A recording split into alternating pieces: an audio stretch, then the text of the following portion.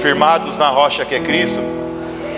Aproveita que está de pé, pega aí a Bíblia do Senhor Jesus, a palavra de Deus. Vamos ler um versículo para você poder já tomar o seu assento. Sei que quando sair daqui você vai para a piscina na sua casa, se refrescar um pouco.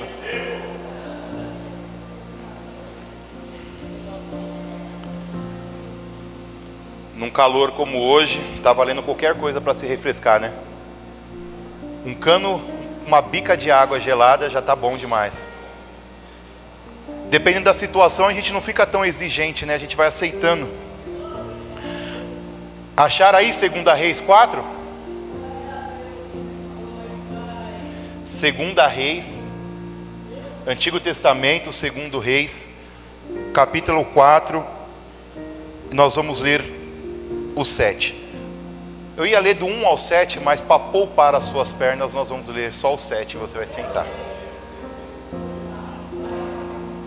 Amém? Quem encontrou, dá glória a Deus. Quem não encontrou, pode acompanhar no telão. Eu vou ler 2 Reis 4, 7, na versão NVI, que diz assim: Ela foi e contou tudo ao homem de Deus, que lhe disse: Vá, vende o azeite e pague as suas dívidas. Você e os seus filhos viverão do que sobrar. Amém? Vou reler. Ela foi e contou tudo ao homem de Deus, que lhe disse: Vá, vende o azeite e pague as suas dívidas. Você e os seus filhos viverão do que sobrar. Feche seus olhos, curve sua cabeça, vamos orar. Pai, em nome de Jesus, nós queremos te agradecer por essa noite de sono que o Senhor nos deu. Obrigado, meu Deus, pela oportunidade de levantar mais uma vez. Pai, obrigado por nós estarmos vivos. Obrigado, meu Deus, porque não estamos presos, ó Pai, a um instrumento ali do hospital, a um equipamento. Obrigado, meu Deus, porque nós pudemos levantar, tomar um banho, trocar de roupa e vir em direção à tua casa, porque nós vivemos num país onde nós podemos professar a nossa fé. Te agradeço, meu Deus, por o Senhor nos trazer em paz e segurança. Tenho certeza, ó Pai, que o Senhor já ouviu a nossa adoração e o nosso louvor, e o Senhor já recebeu as nossas orações. Agora, meu Deus, nós queremos aprender do Senhor através da tua palavra. Por isso, meu Deus, repreenda o homem agora, não permita que ele venha falar nada, mas que eu apenas seja um instrumento nas tuas mãos. Fala conosco, ó Espírito Santo, toma o teu lugar de honra, toma o teu lugar de destaque no meio de nós, faça morada. Pai, eu te peço também que o Senhor repreenda qualquer motivo de incredulidade, qualquer motivo de distração, qualquer coisa que o inimigo possa tentar usar para roubar aquilo que o Senhor tem para nos ensinar. Pai, e desde já nós te agradecemos, nós oramos em nome de Jesus, amém e graças a Deus, amém? Poder se assentar?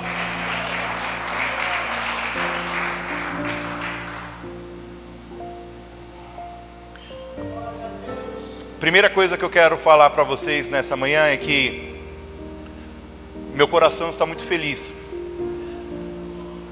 porque dentre as várias pessoas que nós estamos aqui nessa manhã, nós estamos recebendo alguns visitantes. E desses visitantes que nos visitam hoje pela primeira vez, eu tenho duas pessoas assim que eu tenho uma consideração e um amor muito grande, porque eu conheço há mais de 20 anos.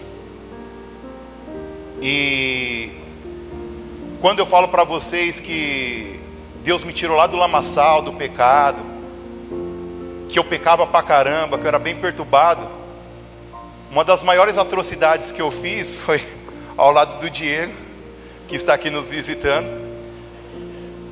Novo legendário, subiu a montanha na última edição, está tendo já um processo de transformação através da vida de Deus, e hoje ele nos visita.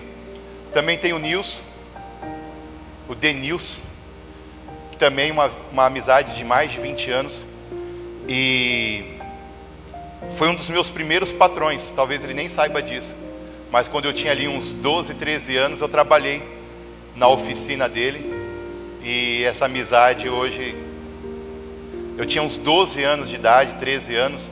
Hoje eu tenho um pouco mais, eu sei que não parece, mas eu tenho um pouco mais do que isso. Então assim, uma vez eu escutei que se a pessoa ela não tem amizades longínquas, para você duvidar dessa pessoa. Então eu fico muito feliz que hoje nos visitam pessoas que eu tenho amizade há mais de 20 anos. Então Deus abençoe a vida de vocês. Quero dizer que vocês não vieram visitar, vocês vieram conhecer a sua nova casa. Tem diferença, amém? Amados, mas e para vocês também que nos visitam, que não me conhecem há 20 anos, será um prazer caminhar os próximos 20 anos ao seu lado, tá bom?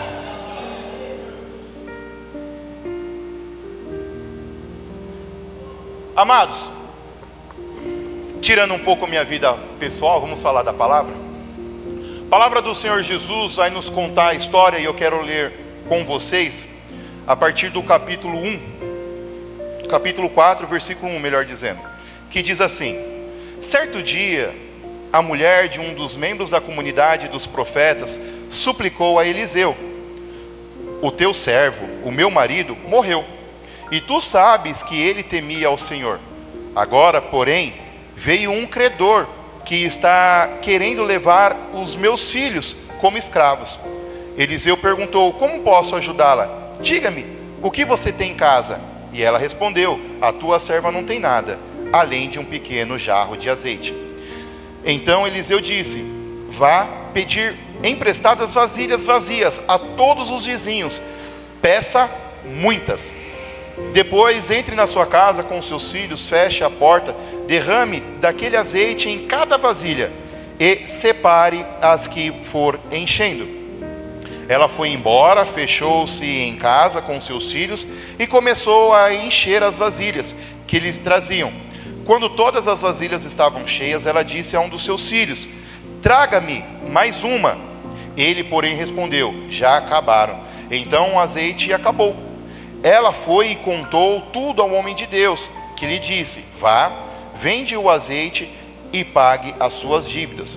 Você e os seus filhos viverão do resto. O tema dessa mensagem hoje é minha herança.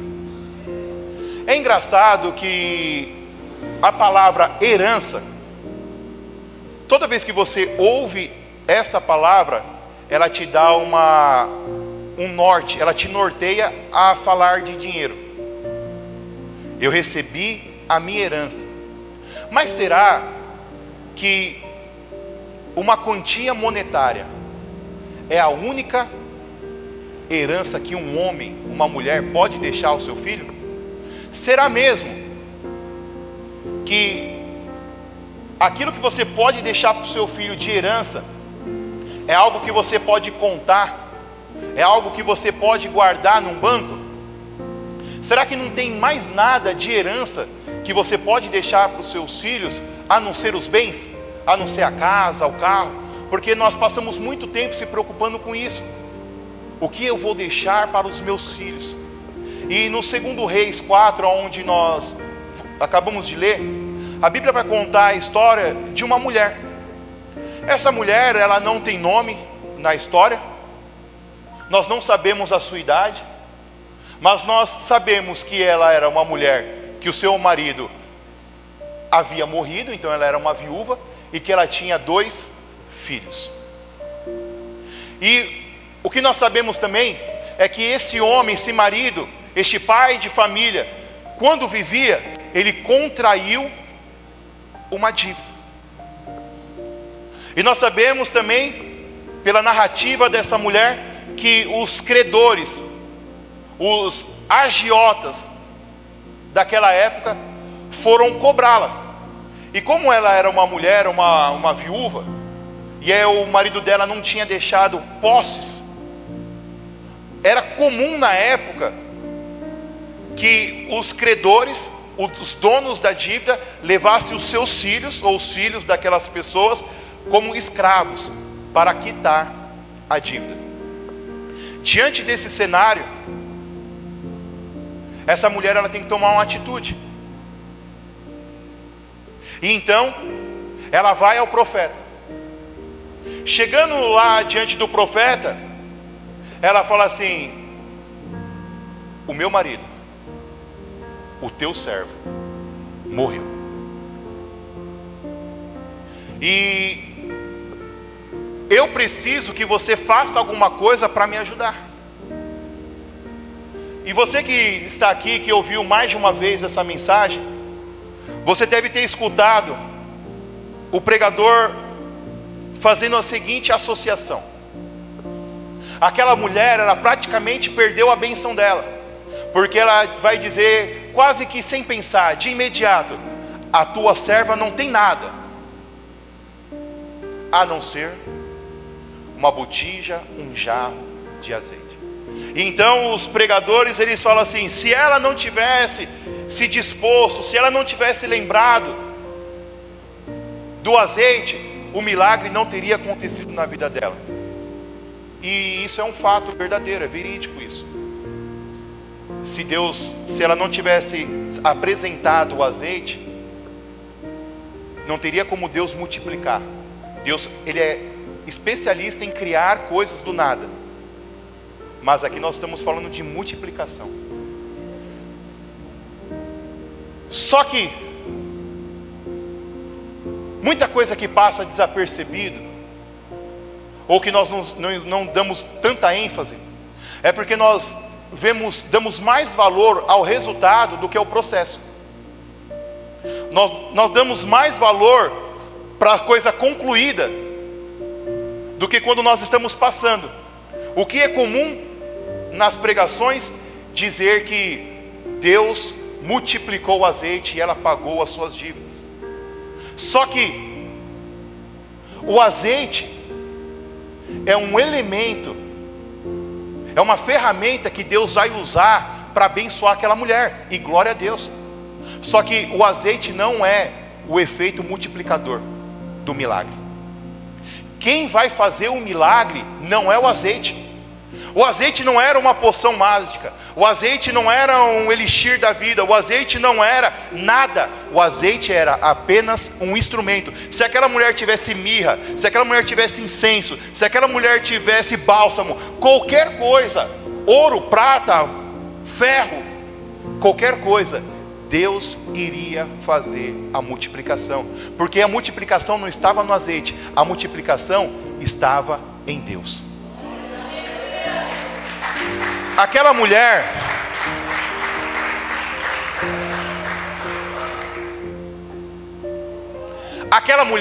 ela achava que ela não tinha nada, porque o seu marido havia morrido e não tinha deixado nenhum recurso financeiro para ela. Ela não tinha casa, ela não tinha posses, ela não tinha alimento, ela não tinha animais, ela não tinha nada, humanamente falando. Só que ela não percebeu que ela não tinha nada do mundo físico, mas ela tinha tudo no mundo espiritual. Pai e mãe que me ouve, eu quero que você preste muita atenção nessa história, porque nós vamos morrer. Eu sei, é triste.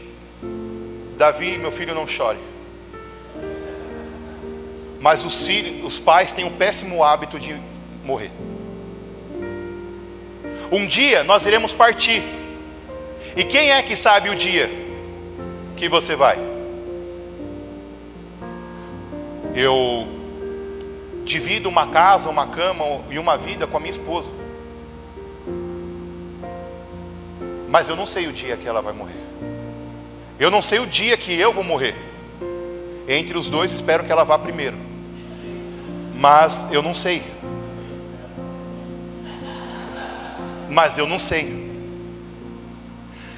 E os meus filhos, eu tenho um filho de 11, uma filha de 9 e um filho de 4. E esses dias, os meus filhos estão em casa fazendo a repartição dos meus bens. Eu vou ficar com isso, eu vou ficar com aquilo, e eu só escutando e só vendo. Aí eu deixei eles terminarem de fazer a divisão dos bens, né, à vontade. Eu falei: sabe de nada, inocente. Mal sabe vocês que se e quando eu estiver mais velho, e se eu tiver o que eu tenho, ou muito mais, eu vou vender tudo e vou sair viajando pelo mundo e não vou deixar nada para vocês. Não, pai, não faz isso, pelo amor de Deus. Falei, o quê? Sabe de nada. Já estou te dando isso tudo, porque é o máximo da herança que vocês vão ter. Aproveita o que vocês estão tendo hoje, porque o resto, meu irmão, eu vou chupar tudo de sorvete lá na praia lá de não vou chegar nem a ficar resfriado, porque não vou deixar tanta coisa assim, eu não tenho tanto bem. Mas o que eu tiver, meu irmão. Então a gente acha que a herança que nós temos que deixar são coisas monetárias, mas esse homem, ele morre e a sua esposa não tem nada. Então o que ela vai fazer? Ir para o profeta. Mas, meu irmão, a melhor herança que nós podemos deixar para os nossos filhos não são coisas. E deixa eu falar uma coisa para você: se você é um homem, uma mulher de posses, capaz de você criar uma inimizade, porque os irmãos brigam. Quem já viu briga de irmão por herança aqui, ó? Que irmão não fala com o irmão por causa de briga de herança. A melhor herança que nós podemos deixar para os nossos filhos é a presença do Senhor. É ensinar a eles que tem um Deus no céu, que cura, faz milagres, prodígios, maravilha, que salva, que nos salvou, que nos resgatou. Essa é a herança. Então aquela mulher, ela chega para o profeta achando que não tem nada, mas ela tinha a única coisa que poderia resolver os problemas dela. Meu irmão, você está aqui nessa manhã, você está criando um patrimônio, não no mundo físico, um patrimônio no mundo espiritual, para quando você vir faltar, para quando os seus filhos crescer e tiver a casa deles, e eles estiverem lá num pé de guerra com a sua esposa, com o seu marido, tiver com problemas financeiros, ele não vai te ligar. Sabe por quê? Porque ele viu o pai e a mãe dele de joelho dobrado na cama, orando e sabendo. Não adianta eu ligar para o meu pai, não adianta eu ligar para o gerente do meu banco, não adianta eu ligar para o meu tio rico. Eu tenho um Deus no céu que pode fazer o meu milagre, e Ele vai buscar a quem pode resolver os problemas deles.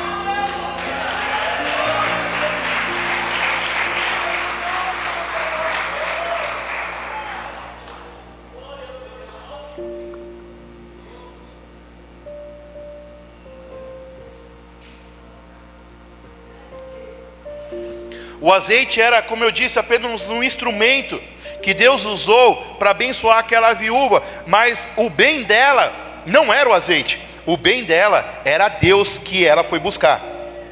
A herança que aquele homem tinha deixado na família, a herança era, ele era um servo de Deus. Então a sua família sabia aonde procurar ajuda. Meu irmão, Deus faz conforme Ele quer. Isso não estava no meu coração, mas no dia que Deus nos chamar para a glória, e espero que demore muito a todos aqui, muita gente vai chegar ao seu lado do seu corpo, que aquilo ali é só uma carcaça. Você já vai estar na glória com o Senhor Jesus, amém? E vai falar um monte de coisa. Pô, meu pai era bacana, meu pai era legal. Se você for um patrão, pô, meu patrão, minha patroa era tão gente boa. Se você for um funcionário, pô, que funcionário exemplar. Se você for um membro dessa igreja, nós estaremos lá. Já estou dizendo que eu vou depois de você. E vão falar assim, poxa, que servo, que serva. Eles podem te encher de elogios, mas o maior elogio que você vai receber no dia que você partir é: este homem, essa mulher era temente, era um servo de Deus.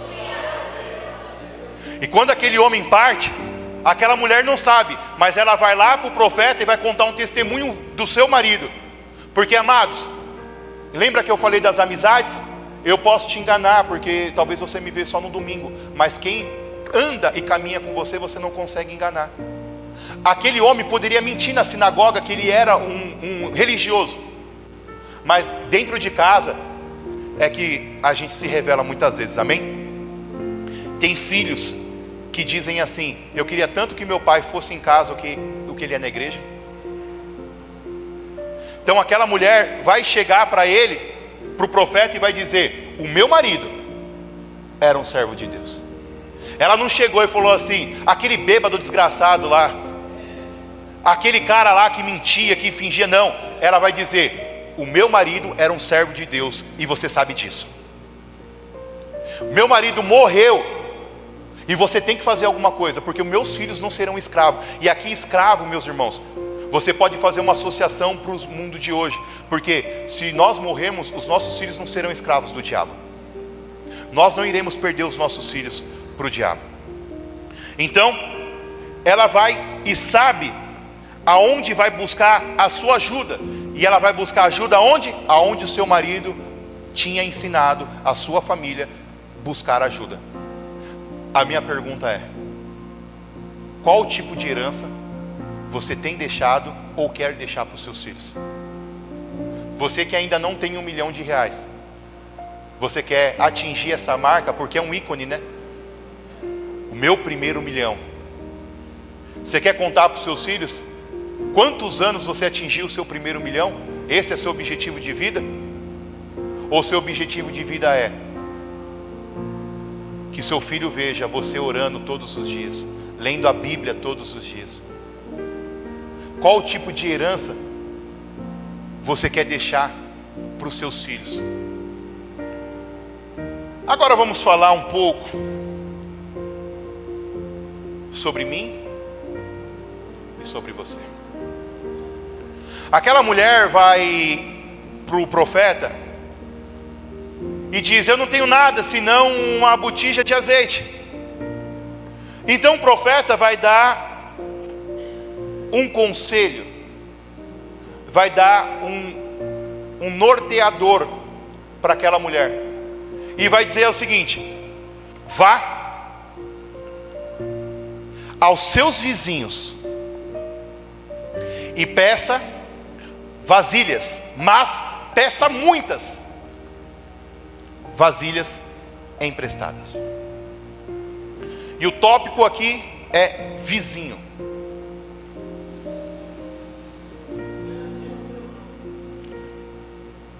Como é o seu relacionamento com os seus vizinhos? Pastor, eu mudei há pouco tempo, faz 10 anos que eu moro lá na rua, não deu tempo de conhecer ninguém ainda. No meu prédio, pastor, moram cerca de 800, 500, 1000 famílias. Não tem como fazer amizade com todo mundo. Concordo contigo. Mas como que é o nome do seu vizinho de porta? Não, sério. Aonde eu moro hoje, moro num apartamento, no meu hall tem 4 apartamentos. Tirando o meu, que eu sou obrigado a saber o nome dos que moram ali, sobram 3. Sabe quais são os nomes dos meus vizinhos? Se você souber, você me conta, porque eu não sei. Mas espera aí, se eu precisar de ajuda, a pessoa mais próxima é meu vizinho da frente. E nós não conhecemos o vizinho da frente. Só que quem é mais antigo aqui, como eu, já passou dos 25, vai lembrar que tinha as comadres. Quem lembra das comadres? Meu irmão, a rua toda era compadre e comadre. No domingo ninguém fazia comida em casa, porque você vou na casa da comadre, vou na casa do compadre. Você tinha amizade, você tinha relacionamento. Mas a maioria de nós éramos ímpios quando tinha compadre e comadre, sim ou não? Só que a gente se converte. Agora nós temos o bem mais precioso dessa humanidade, que é Jesus Cristo. Jesus Cristo mora dentro de nós, amém? E a gente não sai para levar o Evangelho. Se Deus mandasse você pedir vasilhas para os seus vizinhos te emprestariam? Mas você não sabe o nome do seu vizinho. Sabe o que ia acontecer? Você não ia pedir, porque você tem vergonha. Que sociedade é essa que nós estamos vivendo, que nós queremos aquilo que nós temos só para nós, não compartilhamos com mais ninguém. Essa é a parte boa do vizinho. Agora eu vou falar a parte ruim do vizinho. Tem gente aqui que é brigado com o vizinho. Tem gente aqui que não fala com o seu vizinho porque brigou. E sabe por que brigou? Porque ele estacionou o carro na frente. E você queria sair e demorou 37 segundos para o cara tirar o carro da frente. E agora você perdeu talvez o melhor amigo da sua vida, porque você discutiu com o cara por causa de 37 segundos que não mudou nada na sua vida. Talvez era um livramento de Deus, que se você tivesse saído 37 segundos antes, teria acontecido um acidente, e ele era um agente de Deus para salvar a sua vida ou para te dar um livramento. Qual é o tipo de relacionamento que você tem com o seu vizinho? Amados, deixa eu falar uma coisa para você. Tem cristão que é uma bênção na igreja. Isso eu estou falando cristão, estou falando do modo geral. Isso inclui pastores, obreiros e membros. Estou falando no pacotão. O cara é uma bênção, mas ele não ganha ninguém do seu primeiro ciclo. Se você não sabe o que é o primeiro ciclo, é as pessoas que convivem mais próximas de você. Eu conheço pastores que é uma bênção, reformado, conhece tudo da Bíblia, conhece o grego, o hebraico, o aramaico, o japonês, tudo, sabe tudo. A versão, cita pensadores, cita escritores, mas ele não ganha uma pessoa do seu primeiro ciclo. Na verdade, se não fosse a misericórdia, os filhos, as filhas, nem crentes seriam. Porque o seu testemunho de vida é horrível, é péssimo. E o milagre, às vezes, depende do relacionamento que nós temos com o nosso vizinho. Porque o profeta vai dizer, vai e pega vasilhas, pega muitas. Se ela tivesse pego 2 ou 3 ou 4, o milagre seria o mesmo, mas não na mesma quantidade. O milagre iria existir, porque se ela pegasse 4 vasilhas e despejasse, o milagre iria acontecer nas 4 vasilhas, mas iria acabar. Mas se ela tivesse um bom relacionamento, o azeite iria continuar. Meu irmão, o azeite representa em algumas vertentes da Bíblia, o óleo representa a presença de Deus, a unção de Deus. O óleo daquela mulher era suficiente para abençoar todos os vizinhos. Ou você acha que depois que ela foi devolver a vasilha, ela devolveu a vasilha vazia, não deu nenhum presente? Você acha que o óleo, que a unção que você tem é só para você e para sua casa? Não é. A unção que tem Jesus, que mora dentro de você, tem que alcançar outras pessoas através da sua vida, porque senão o evangelho foi em vão para você. Se o evangelho salvar só você e a sua família, você não entendeu o evangelho.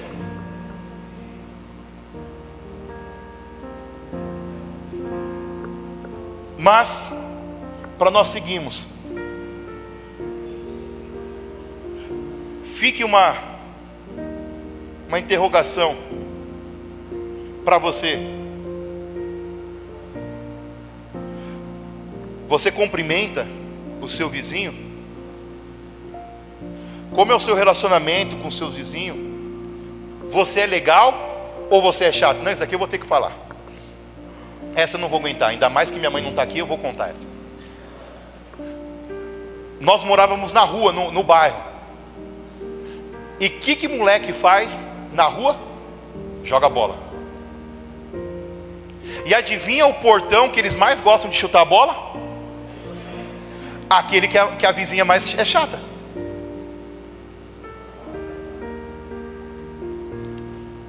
Tem a rua toda, mas em frente do portão da véia chata é mais plano, é ou não é? Vocês que jogaram bola na rua. Então, onde a gente vai jogar bola? Na frente do portão da chata. Minha mãe era a véia chata.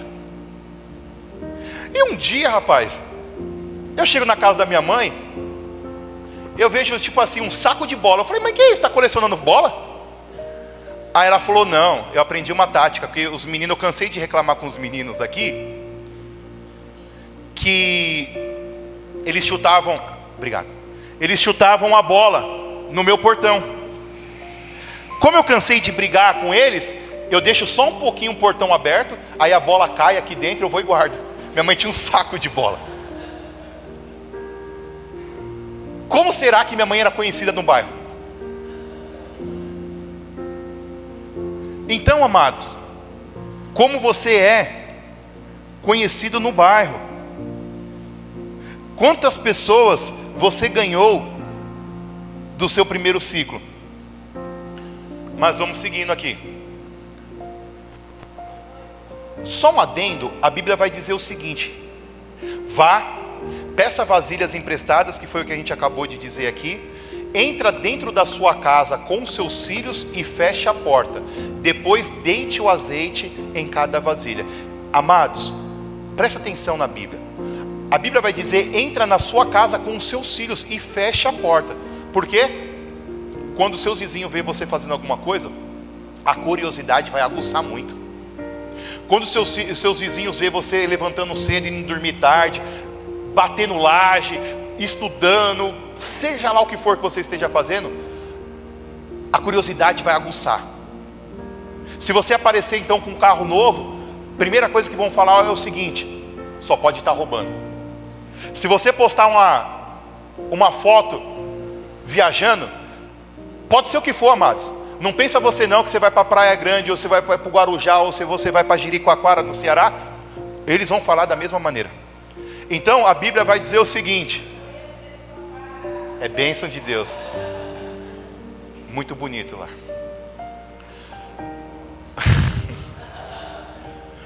A Bíblia vai dizer: entra na sua casa e feche a porta. Meu irmão, tem momentos que você não deve falar nada para ninguém, apenas para sua casa. Até que Deus faça um milagre, feche as portas. Pode ser também interpretado como feche a boca. Não conta, deixa para contar depois. Depois você conta. Depois o invejoso pode até falar de Jericoacoara, você lá em Jericoacoara, mas eles vão falar de algo consumado. Eles vão morder o cotovelo, mas não vão poder te impedir. Agora, se você conta antes, às vezes, quem conhece gente aqui que seca até pé de pimenta? Não conte, entre, feche a porta. Então, talvez sirva para alguém que está falando muito aqui dos projetos de Deus, está falando muito. Você entrou na faculdade hoje, está no primeiro semestre. Isso é bênção. Para você chegar no último, tem que ter existido o primeiro na sua vida. Mas você já está falando o que você vai fazer com o seu salário quando você receber de médico. Calma, viva o processo, amém? Mas, continuando, enquanto ela vai deitando o azeite, o milagre vai acontecendo. No momento que ela pede: me traga mais um azeite, me traga mais uma vasilha, obrigado, lembrei sozinho. Me traga mais uma vasilha, e o filho dela fala: acabou. O que acontece? Amados, como você se prepara para receber a bênção, também determina o tamanho da bênção que você vai receber, amém? Se você hoje está como a pastora que falou que em 7 anos a gente cresceu para baixo e agora a árvore vai começar a crescer, a maneira que você se preparou impacta diretamente no tamanho da bênção que você vai receber. Se você mais estudar, se você mais orar, se você mais jejuar, quanto mais você se capacitar, Deus vai te colocar em lugares mais elevados. Não é porque você é especial, é porque você se preparou.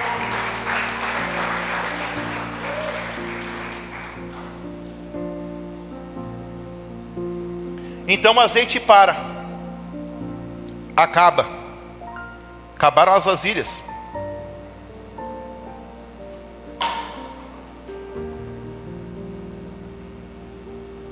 O ventilador, vamos ficar nessa briga eterna aqui, sabe, o loop infinito, que nem o Homer Simpson, derruba, levanta, derruba, levanta. Obrigado, pastor. O azeite para, e aqui acontece um grande segredo, que tem muita gente que não consegue administrar. O conselho foi o seguinte: vai e vende o azeite e paga suas dívidas. Meu irmão, eu quero compartilhar algo com vocês, mas espero que vocês, caso tenha alguém aqui nessa situação, não fique bravo comigo. Primeiro eu vou explicar o que é dívida e o que não é dívida. Prestação da casa, do carro, é dívida, sim ou não? Não, não é dívida. É uma conta. Água, luz, telefone, internet, gás, isso é dívida, sim ou não? Não, isso é conta. O que é dívida então, pastor? Que raio que é dívida? Dívida é aquilo que venceu e você não pagou. Tudo isso pode ser transformado em dívida. A prestação da casa, a prestação do carro, os 50 reais que você emprestou do irmão, tudo isso pode se transformar numa dívida. Mas até que ela vença, ela é apenas uma conta. Então o conselho que o profeta vai dar para aquela mulher é o seguinte: vai, vende o bem que Deus te deu e paga as suas dívidas. Crente não pode ter fama de caloteiro. Eu já escutei inúmeras vezes ímpios que dizem que não gostam de fazer negócio com crente, nem com pastor, porque não paga. Isso não pode existir mais no nosso meio. Nós temos que, eu tenho um carro que foi Deus que me deu, mas se você está devendo, vende e paga as suas dívidas. Aconselhei um amigo meu essa semana, e esse meu amigo me ligou e disse assim: Johnny, eu tenho uma casa, mas foi Deus que me deu. Só que eu tenho dívidas. E eu não quero vender aquilo que Deus me deu para pagar as dívidas.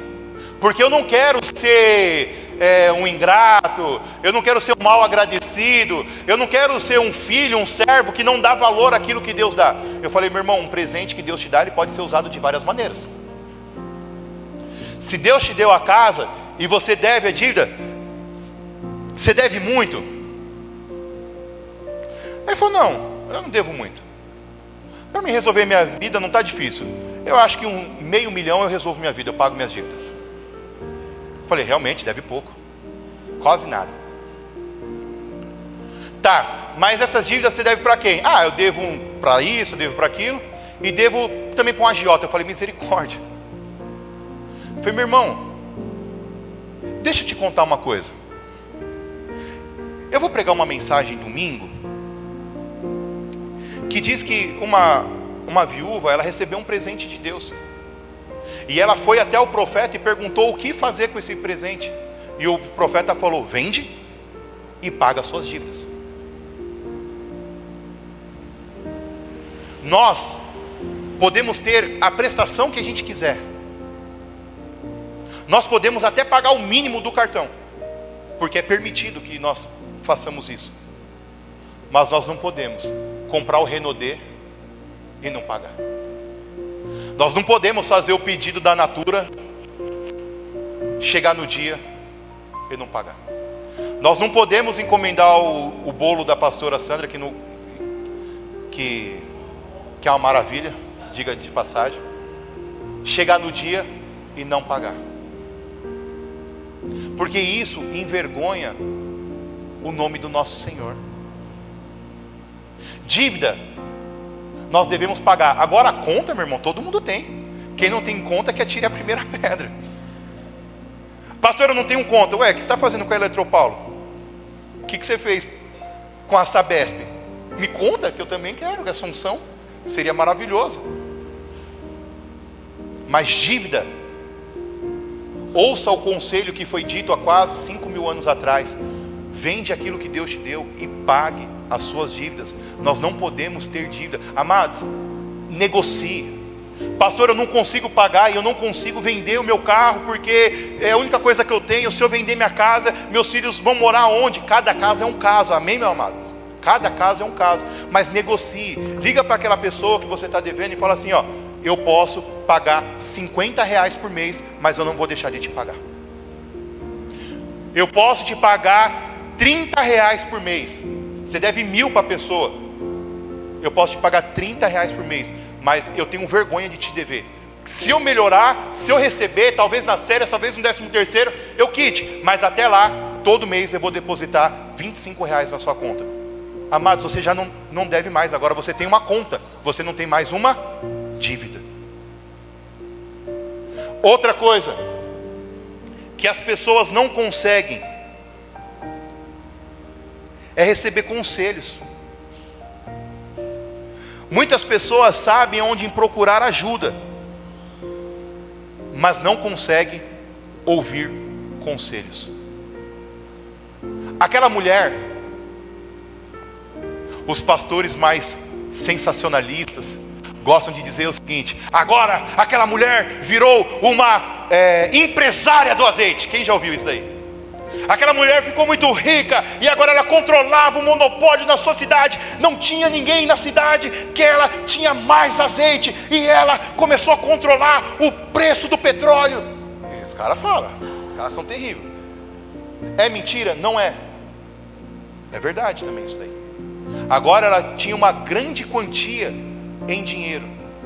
E sabe o que acontece com muitas pessoas que têm uma grande quantia de dinheiro? Entrou pobre, ferrado, quebrado na igreja, chegou se arrastando, começou a caminhar, começou a ouvir, tinha dívida, tinha um monte de coisa. Os pastores ajudaram, as pessoas fizeram, mobilizaram, tal, que não sei o que. Aí ela estudou, foram 4 anos de muita dificuldade, passou no concurso público, agora o salário dela é R$50 mil. Tomo posse em nome de Jesus.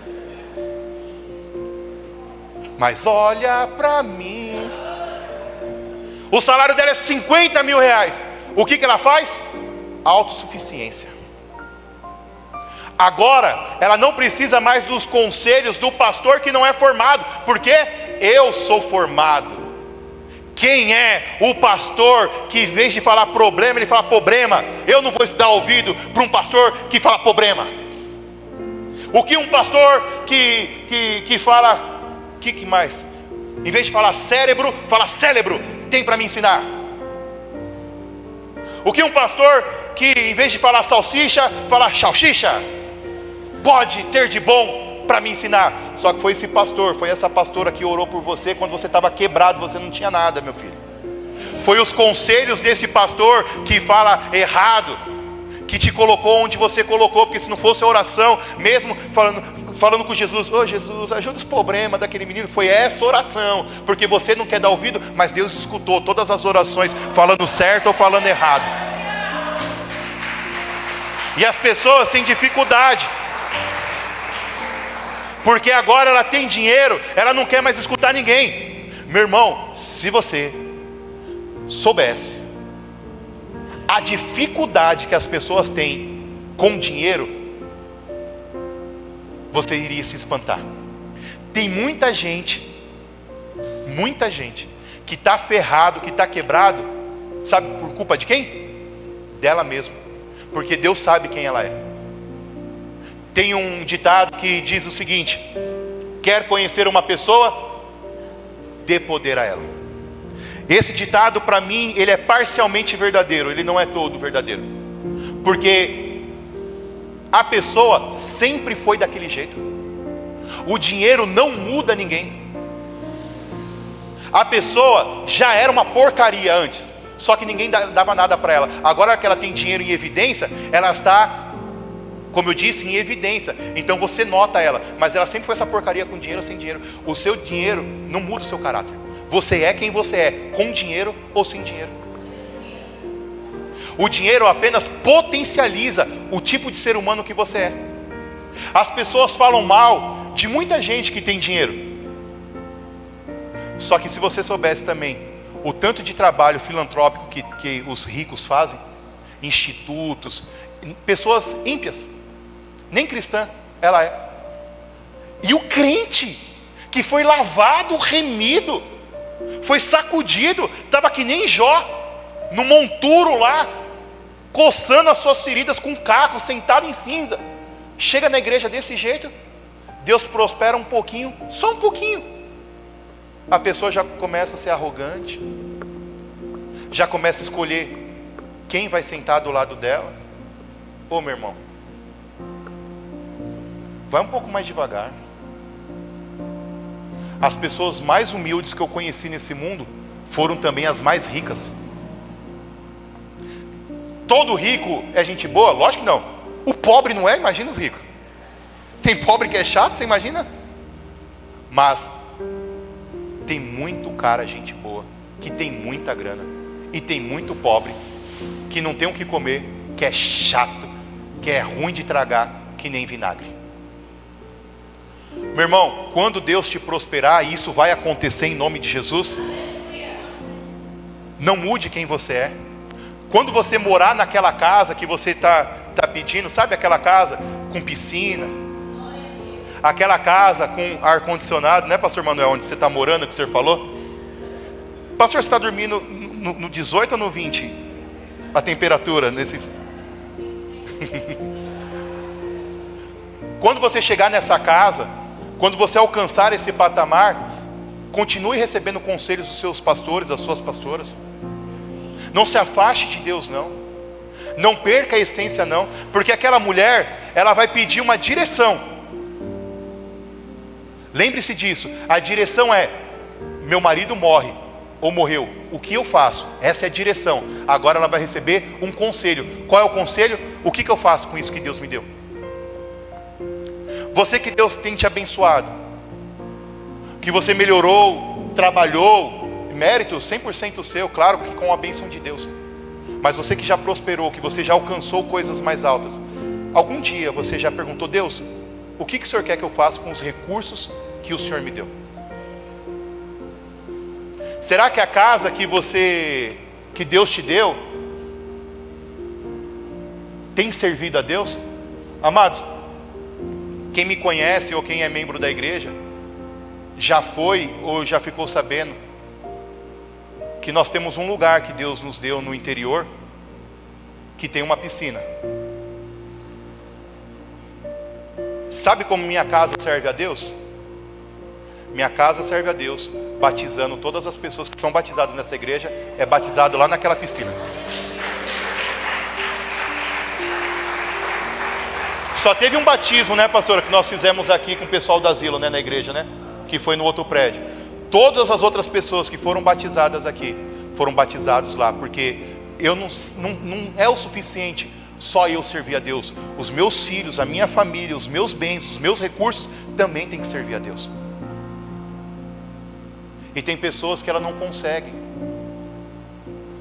Ela ganha alguma coisa e sobe para o coração dela. Meu irmão, você recebeu a direção e aceitou a direção.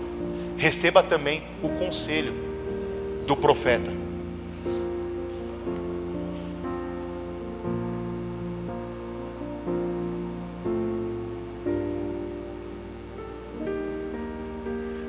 Tem uma frase que eu gosto, que é a seguinte: lembre-se, quem não escuta cuidado, escuta coitado. Toda mensagem, ela tem que ser voltada ao sacrifício de Jesus Cristo naquela cruz. Nada disso que nós estamos falando, esse culto, essa reunião, não teria sentido se nós não lembrássemos do sacrifício de Jesus Cristo na cruz. Não adianta você enriquecer nessa terra, ser próspero como aquela viúva foi próspera, e você perder a sua alma. A Bíblia vai dizer em Marcos 8:36, o seguinte: o que adianta ao homem ganhar o mundo inteiro, mas perder a sua alma? O que adianta você prosperar como aquela mulher prosperou? Talvez você está pensando: pastor, eu estou que nem aquela viúva. Eu cheguei aqui e eu não tenho nada. Perdi casa, perdi carro, perdi família, perdi dinheiro, perdi saúde.